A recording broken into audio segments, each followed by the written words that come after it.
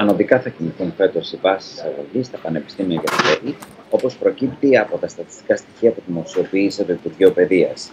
Το πλέον χαρακτηριστικό στοιχείο είναι η βάση της Ιατρικής Σχολής Αθηνών, η οποία μετά από μια μικρή παρένθεση πέρυσι θα ξαναβρεθεί πάνω από τα 19.000 μόρια, δηλαδή γύρω στα 19.300 μόρια. Η Ιατρική Αθηνών, βέβαια, δεν θα είναι η μόνη σχολή που θα ξεπεράσει, σύμφωνα με τις προβλέψεις, το κατόφλι των 19.000 μορίων. Αντίστοιχη πτήση θα κάνει και η ηλεκτρολόγων μηχανικών ηλεκτρονικών υπολογιστών, που θα κινηθεί περί τα 19.000 μόρια. Το τμήμα αυτό είναι το πλέον περιζήτητο τμήμα για τους υποψηφίους της τεχνολογικής κατεύθυνσης. Από τα βαθμολογικά στοιχεία επίσης προκύπτει ότι άνοδος θα υπάρξει και για τη βάση των σχολών του πρώτου επιστημονικού πεδίου, δηλαδή των θεωρητικών σχολών.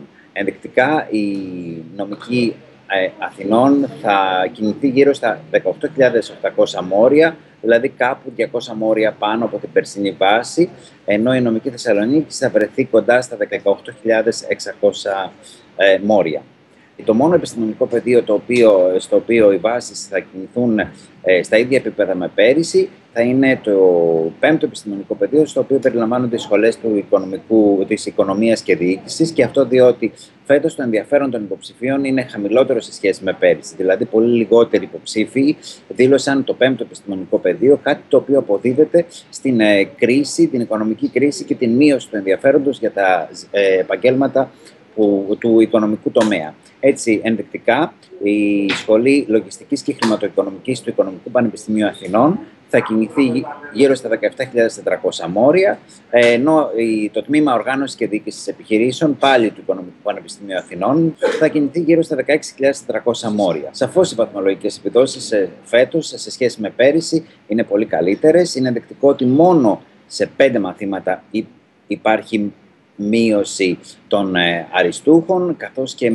αύξηση των γραπτών κάτω από τη βάση.